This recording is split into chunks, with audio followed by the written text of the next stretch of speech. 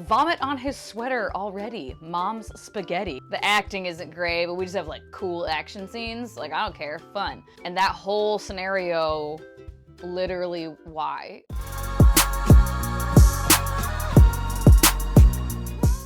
Well, hello. Welcome back to my channel. Joshana here to talk about some friggin' books with a slightly different angle, sitting on a different piece of furniture. I used to sit on a stool that I had, like a little footrest stool thing, and then I got the reading chair, which is very comfortable for reading, but as you have seen several times, if you watch my videos regularly, I'm frequently complaining that that chair is Squeaker McSqueakerson when I'm sitting in it. And even though you guys can't hear it, I don't believe, I hear it and it just is so distracting. And also, when I do book filming, I'm realizing that it doesn't give me the best posture sitting in that chair because I don't like lean back into it, but it's like an awkward, speaking of awkward, Lillie is desperately trying to get on my lap right now. Baby girl, I'm just sitting on a stool. You can't, what? You were just playing with your brother. Go play with him. She's like pawing at me. Okay. Hi, baby. Why are you like this lately? Every time I record, you have to be just all up in my business? I don't know if you guys can see her whole body or not. I'm not sure. I don't think so. I think you might be able to see her head. As soon as I sat down to record, she was like running around with Kuzma. They were playing. Anyway, yeah, I just thought this might be better for my posture and my back, and also not so distracting with the squeaking constantly, but it sits a little higher, so I had to like adjust the camera and everything. You're distracting though. You're very distracting, yes. Oh god, and my hair is already driving me nuts. I'm probably gonna have to pull it back already.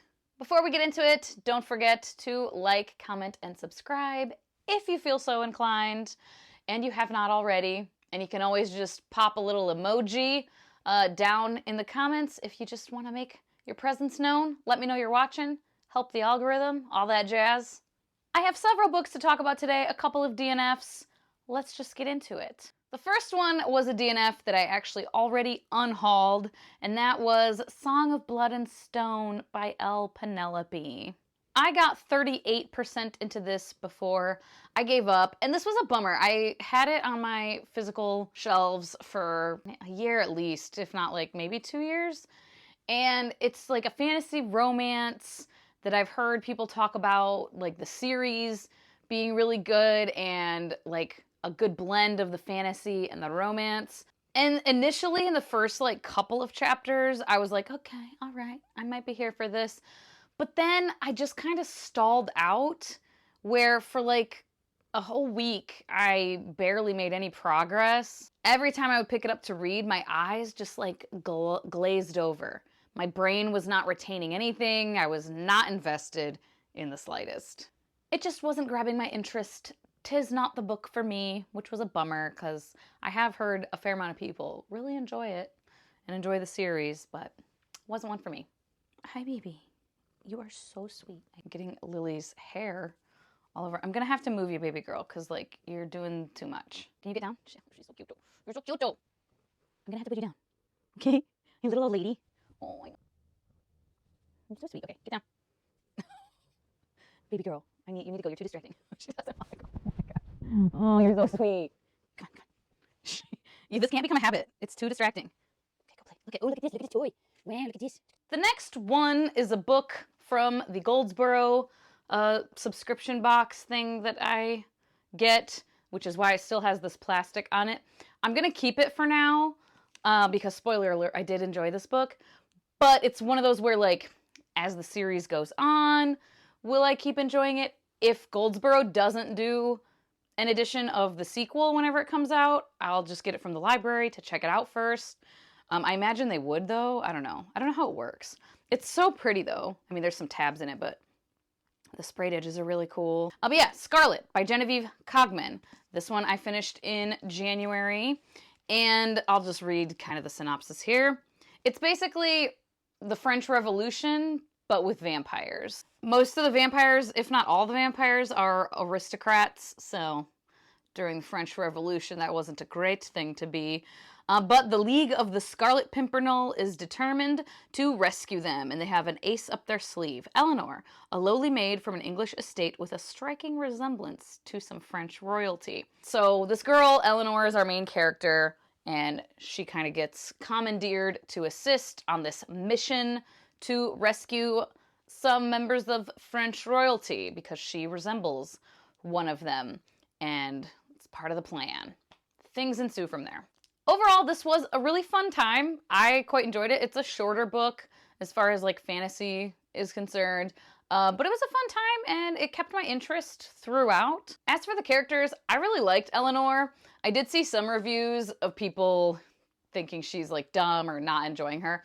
I liked her. She wasn't always like the smartest, I suppose, but I just liked her personality. She was enjoyable to follow for me. And like I said, she was pretty damn naive a couple of times where you're like, girl, what? But not enough to really bother me. I will say, if you're going into this for vampires, maybe adjust your expectations, because there are vampires, for sure. But they're not like the point at all. I will say that a couple of times the plans they had came off as like pretty convoluted, where I was like, what are we doing and why? And a couple of plot points that genuinely felt pointless.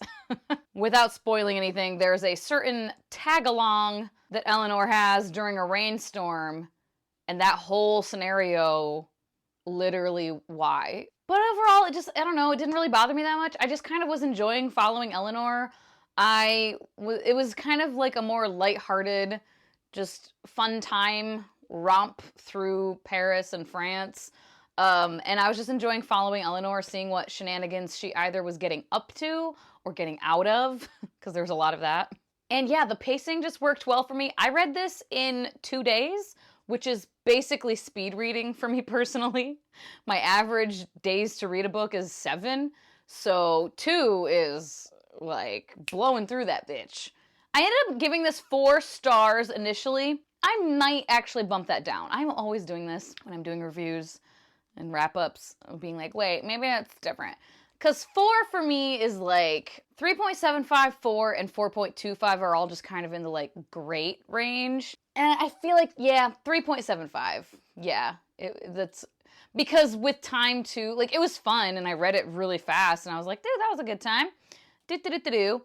But like with time having passed, it's a little bit forgettable, I guess I would say. So yeah, 3.75 for Scarlet. Next, I picked up and read An Accident of Stars by Meadows. This I've had on my shelves for maybe like a year, I want to say. And I just had it on my shelves and I was gonna save this for a Storygraph recommendations vlog, but I also added it to my pile of possibilities for the year from my owned unread books. So I was just like, you know what? I'm in the mood for something like this, I think. Like, let me check it out.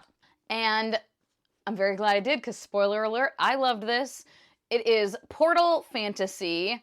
Following kind of a cast of characters, we do have one like truly like main character. From the beginning to the end, like we see a lot of different characters and we get their POVs, but we get the most from her, I'm pretty sure. And the overarching like main character development that we're following is hers. Her name is Saffron, and she is on Earth. At the beginning of this book, she is having a miserable time at school. She's a teenager. She happens to see this random woman walk through a portal, like a portal. And she's like, what the heck? And follows her through and winds up in another world. And things go from there. We have, obviously, a lot of different worlds and, well, not a lot of different worlds, different kingdoms, countries, whatever, regions, a couple of different worlds. So very cool, unique, fascinating cultures. The world building was just so good. We have a matriarchal society of like warrior queens and warrior women that they may or may not be doing things exactly right themselves. There's a lot of complicated political machinations going on here, and just a lot that Saffron does not understand and has to kind of pick up as quickly as she can. I felt like the characters in this were just really well developed. The dynamics were very interesting. The cultures and the worlds were really, really fascinating to me. The politics were really complex, like to the point sometimes where I was like, wait, what? Also, the magic in this world is so cool. I mean, obviously there's portal magic. There's language magic where like certain people have the ability to like, sometimes too the magic I was like, I don't understand. It was being explained, but where I would just get a little bit confused sometimes with like, how does it work now? But I didn't think it was a bad thing. It just was so cool. There's all kinds of other magic also. And I don't know, I just found it so fascinating. The dynamics between the characters too was really interesting to me. There's a lot of like introspection that goes on in this series. Spoiler, I read the sequel. It's a duology. And yeah, there's a lot of introspection. Like there's whole chunks of the books where not that much is actually happening. We're just kind of all talking, but I think that's like the politics of it all, you know? Also, high stakes in this series. We have quite high stakes, I will say. It's a very queer normative world. There's some xenophobia for sure. And the countries where Saffron, where she goes, the countries are like, this one country is all like white people, and then this other country is like brown people, black people. So like, it's more the xenophobia than like the actual racism, I guess, if that makes sense. Does that make sense? But anyways, there's a lot of like the xenophobia going on. Religious zealotry is a thing for sure.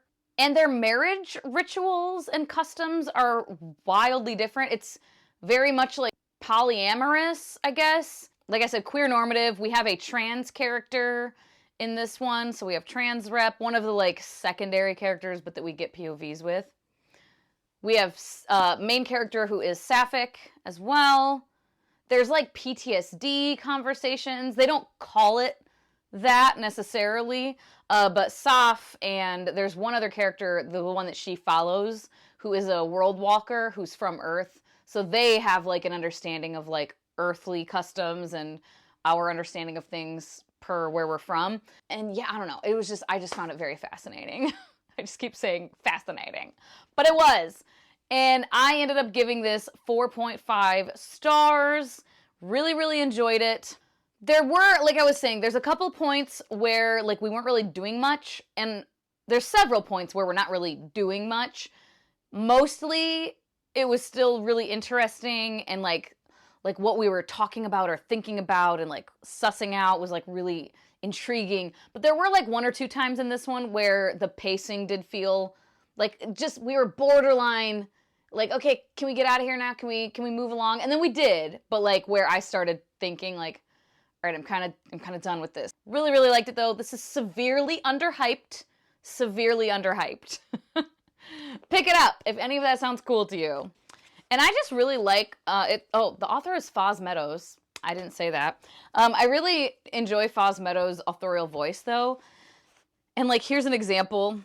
A not quite comfortable silence descended, which is to say, Saffron felt vaguely as if she should say something more. But as the sisters didn't share her affliction, it put her in the minority. Just like the turns of phrase, you know? Another just like way of wording something. I don't know anything of the sort, Gwen wanted to say, but the lie proved far too heavy for her tongue to lift. I love shit like that, man. Love it.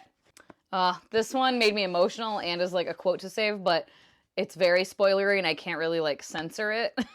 So I won't read that one to you, but got me right in my feels. Yeah, really enjoyed. 4.5, pick it up. Anyway, the next one was another DNF, and this is one I've had on my shelves for a hot-ass minute, and I did start listening to the audiobook, but I did have the physical of Can't Stop, Won't Stop, History of the Hip-Hop Generation by Jeff Chang.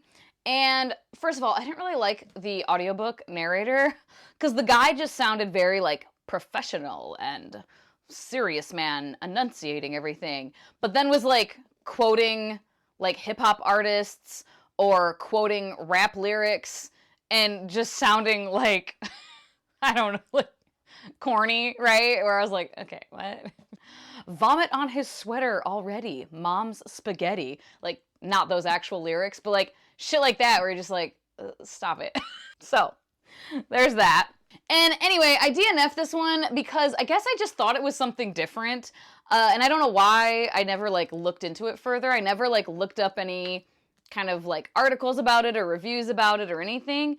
I just love hip hop, which is weird and what I like this little white girl from like podunk, rural, small town country music listening, middle of nowhere, Michigan. And for some reason, when I was like a teenager, I just like, I don't know. I think the lyricism, it's the lyricism of it. And obviously like I like to dance too. So some like, just like dumb rap, right? As people might call it, or like club rap music is just fun. And I just like throw a Tyga song on and I will dance all night. Like 100%. But I genuinely like hip hop and the real artistry of like the lyricism. I don't know. I think being a writer my whole life and liking poetry a lot when I was younger, like when someone is skilled at the craft, it is poetry. It is a skill. It is a writing skill. So I've always liked it. And I thought this was more a history of just like the music. And that's not what it was. It's more about like culturally and like politically. Yeah, the culture, I guess, more of it, which is not bad and not uninteresting. It's just not what I was looking for. That is why I ended up DNFing this. Then I picked up my NetGalley e-arc of The Dead Cattail Assassins by P. Djeli Clark. This is on my anticipated releases for the year.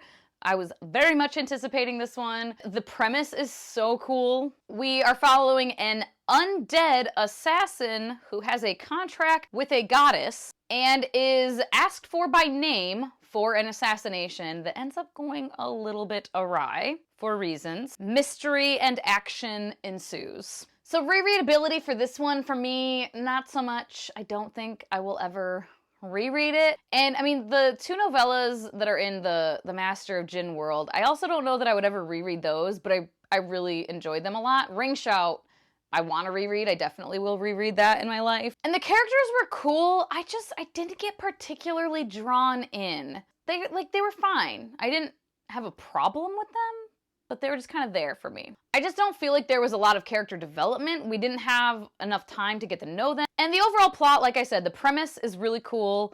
It's very action-packed, and I don't know, I guess when it comes to like movies, I can really get behind kind of like a dumb action movie. I'm not saying this book was like a dumb action movie. I'm just describing like action-heavy movies. I can really get behind them. Sometimes it does go a little bit too much. John Wick 4, I'm looking at you, where like the choreography is really cool. It's badass. We're kicking ass and taking names left and right, but then like the scene, like, and I don't mind that it's like this scene, fight, fight, fight, fight, fight. Okay, another scene, fight, fight, fight, fight, fight. But in John Wick 4, some of the scenes just would go on forever, where I'm like, okay, specifically the staircase scene, holy shit. Like, it felt like it was an hour long, just that one fucking scene where you're like, can we stop? Oh my God, something happened to break this up. Like, my brain is just getting like, okay.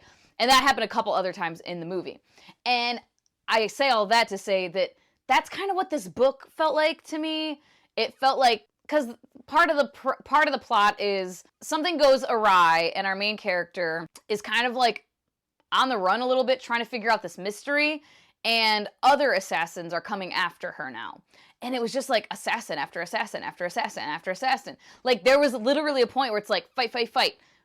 Got that guy. Oh, now here's another one. Like, literally immediately. Like, before we're even fully done with that scene, here's another. And it just kind of got too repetitive for me, I think. And I don't like I said, I was saying the thing about action movies to say, I can really get with kind of action-heavy movies sometimes where, like, the plot's kind of stupid, the acting isn't great, but we just have, like, cool action scenes. Like, I don't care. Fun. But in book form, I don't particularly love just action, action, action, action, action. I also found some of the dialogue to be a little too, like, corny. So I ended up giving this 2.75 stars. So not, like, terrible.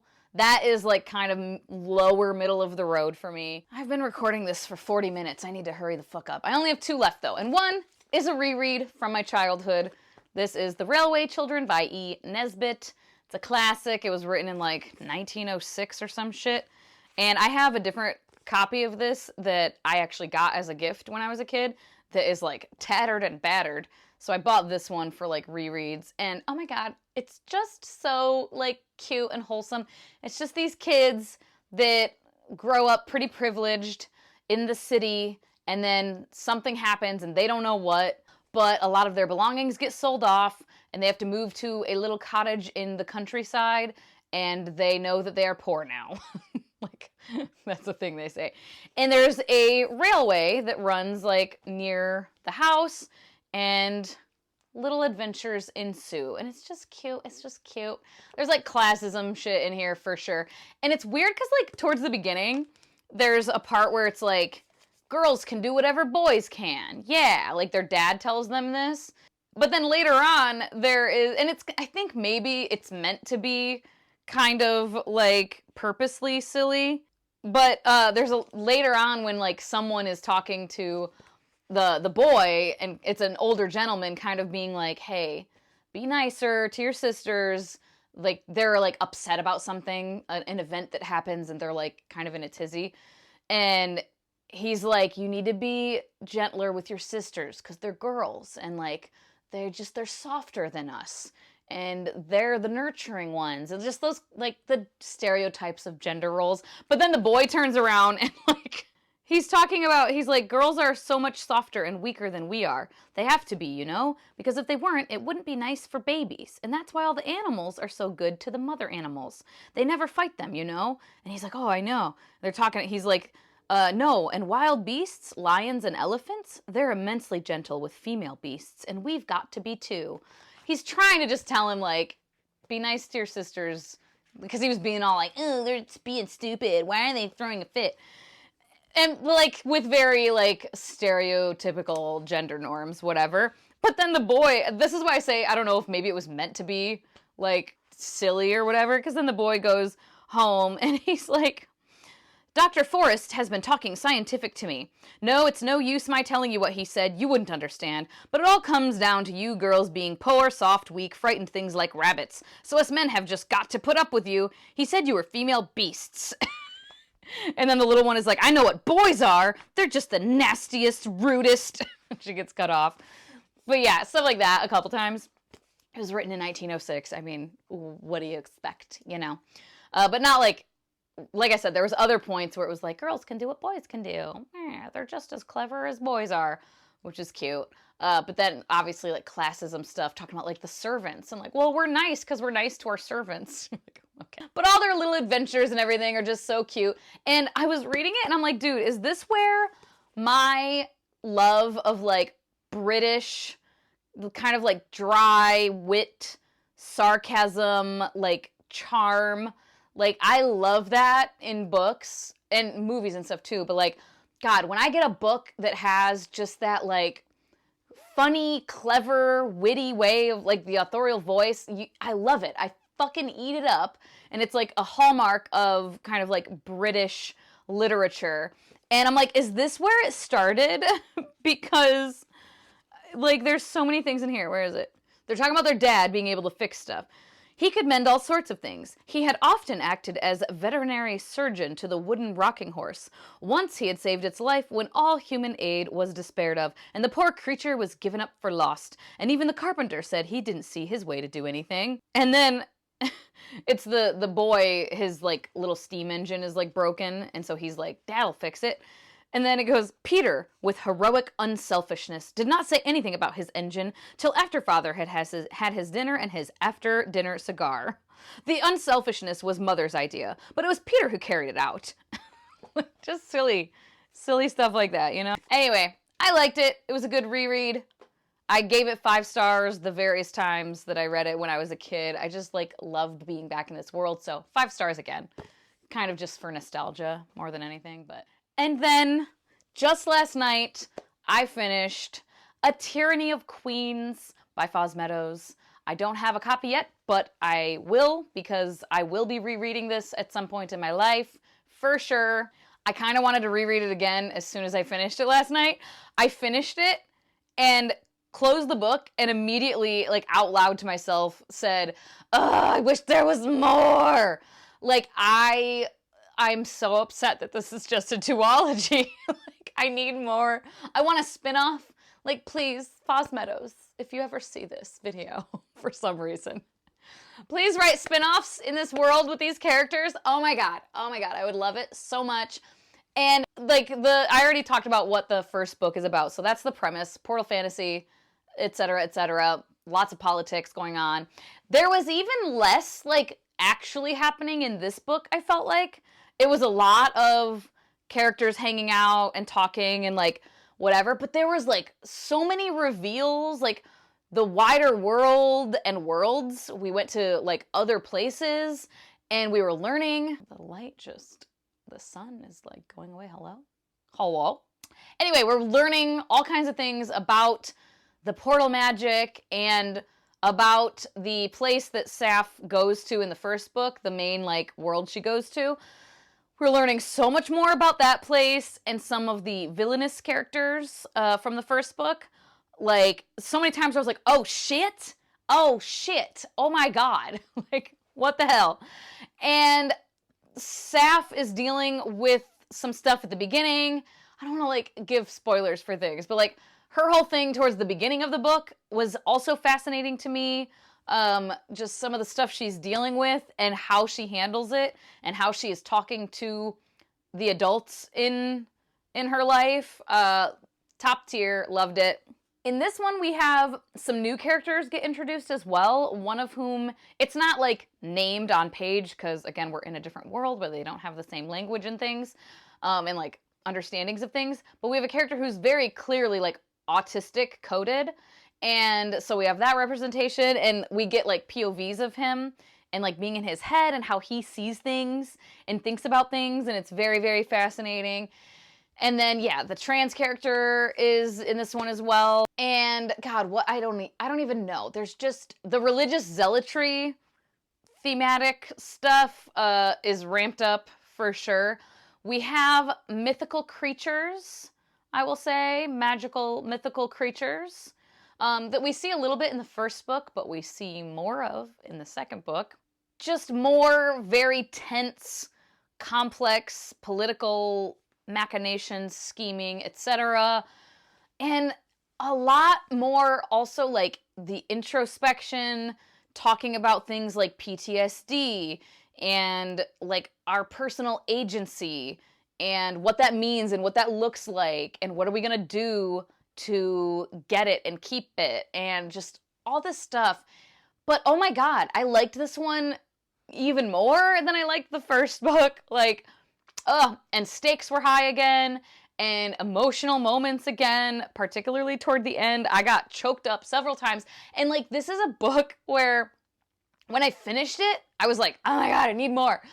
And then I just felt, like, emotional. Like, not because of anything that had happened at the very end. There was a few things going on and, like, lines and things being said that I was like, oh my god, it's so cute. But then, like, I finished it, and, like, a couple minutes later, I was messaging Elle and Roger because I've been telling them about this series. Like, dude, I think both of you might really like it. And I was messaging them, and then I, like, stopped messaging them, and I was just like, I just feel emotional that, like, it's over. Like, these characters, I love them so much, and I want to hang out with them more. And yeah, I just thoroughly loved it. I'm gonna do a separate, like, kind of series, duology review, because more people need to pick this up. Obviously not everyone is gonna love it or like it, right? Like, duh. But it's severely underhyped. I know a lot of fellow, like, fantasy booktubers would, at the very least, have a good time with this. I don't know if everyone will love it as much as me. Everyone has different tastes and preferences and whatever, but oh my god, it's very much underhyped. More people need to pick this up. So anyway, really loved it. 5 stars for Tyranny of Queens, and oh god, I wish there was, like, cool editions of this, because yeah, for sure a favorite series that I just, you know, there's like certain series that I really like or that are favorites, but like, yeah, that it ended and I like where it ended and like, cool, great. But like, I am desperate for more books. I'm just going to keep my fingers crossed that Foss Meadows has plans of doing this. Everybody pick it up. So then maybe the publisher will be like, hey, do you have more? These are my plans. And that is all for now. Holy shit, I talked for way too fucking long. Lo siento. As always, thank you so much for your time. Hope you all have a wonderful day, and I will talk to you later. Bye-bye.